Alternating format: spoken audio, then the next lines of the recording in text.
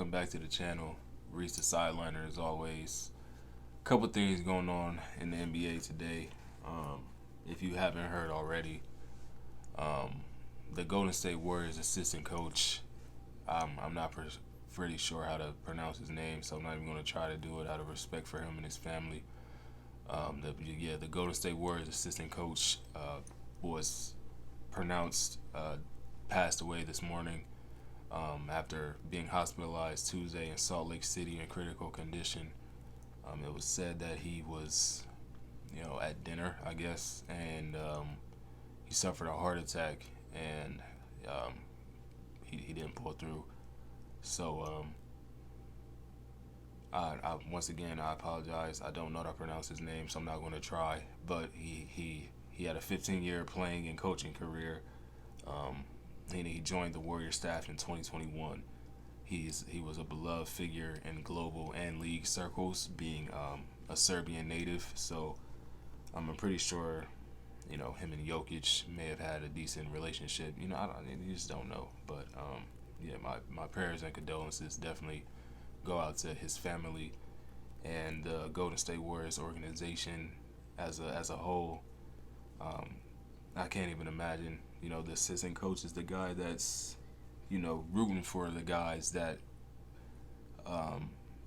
maybe the last guy on the bench. He's rooting for you no matter what, for you to, when you get in, be productive, and he's talking you up to the head coach, trying to make it to where, at least from my experience as being a basketball player, that was my relationship with my assistant coach. So,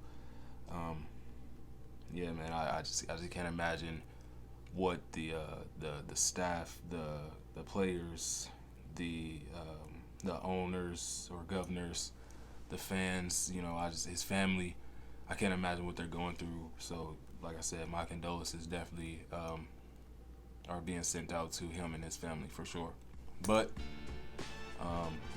moving on to some lighter news in the NBA world today, Pascal Siakam was traded today to the Indiana Pacers. Bruce Brown, Jordan Nwora, and 3 first-round picks to the Toronto Raptors, and this was actually a 3-team trade. The New Orleans Pelicans are sending Kira Lewis Jr. to the Raptors as well. I have more information on that. Woj said Indiana is sending 2 2024 first-rounders and a 2026 first to the Raptors, and New Orleans a second-round pick to Indiana. So that's where the 3-teamer comes in. Kira Lewis Jr. goes to Toronto, and Indiana gets a second-round pick from New Orleans. So, full trade details: the Pacers received Pascal Siakam, second-round pick. The Raptors, Bruce Brown Jr., of course, Jordan Nwora, Kira Lewis Jr., 3 first-round picks. So that would mean that Masai Ujiri turned OG Anunoby and Pascal Siakam into Emmanuel Quickley, R.J. Barrett, Bruce Brown, Jordan Nwora, Kira Lewis Jr., 3 first-round picks in a second. That, like I said in my initial reaction and grading of that trade, that OG trade, I gave them a C+, because I said there was another move to be made. Obviously, with them trading OG, we knew the Pascal deal was coming sooner or later. It just happened to be a couple weeks later.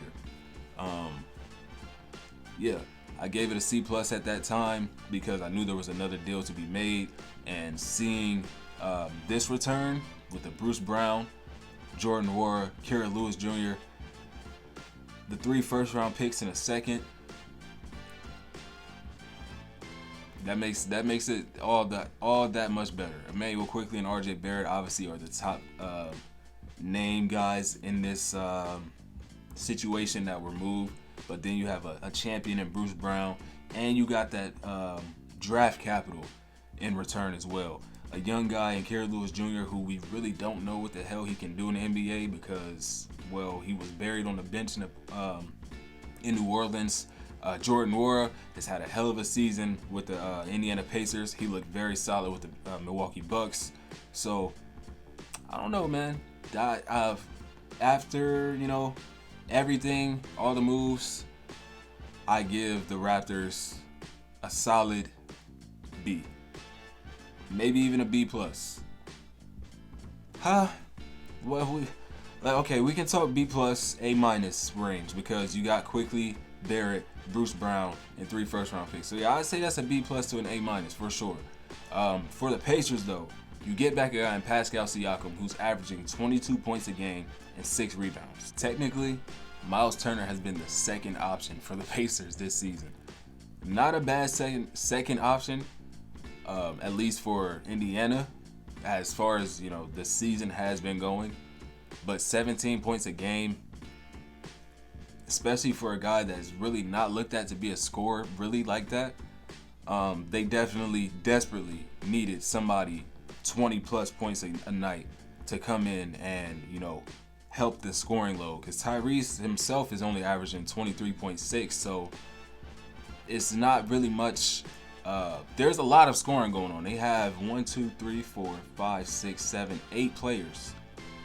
Well, when you so just swap Bruce Brown and Pascal.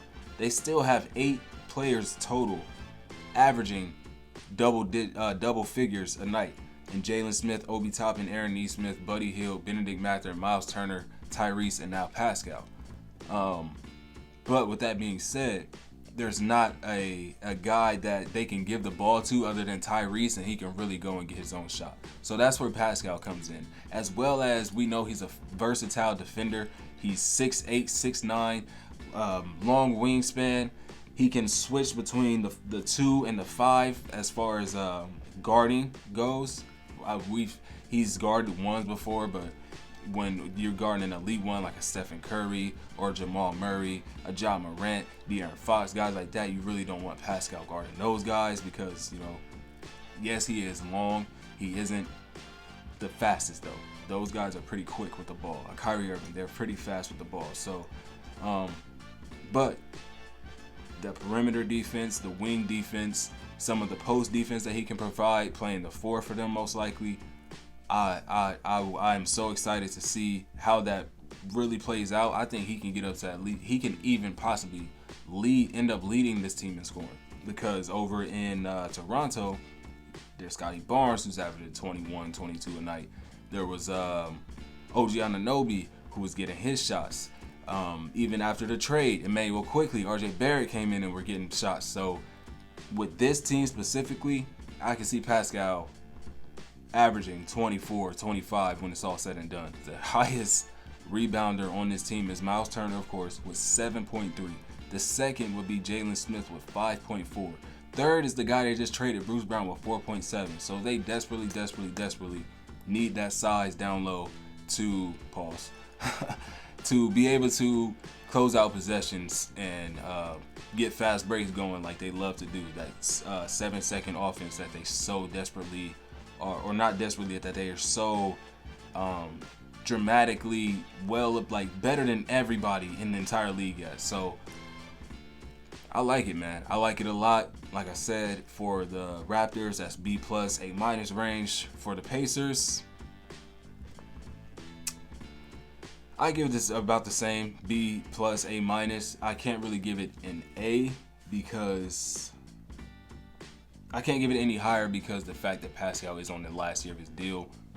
We don't know what he's thinking as far as free agency is going to go, so that's why I can't really give it any higher than a B plus, A minus. So yeah, that's my thoughts on that, man.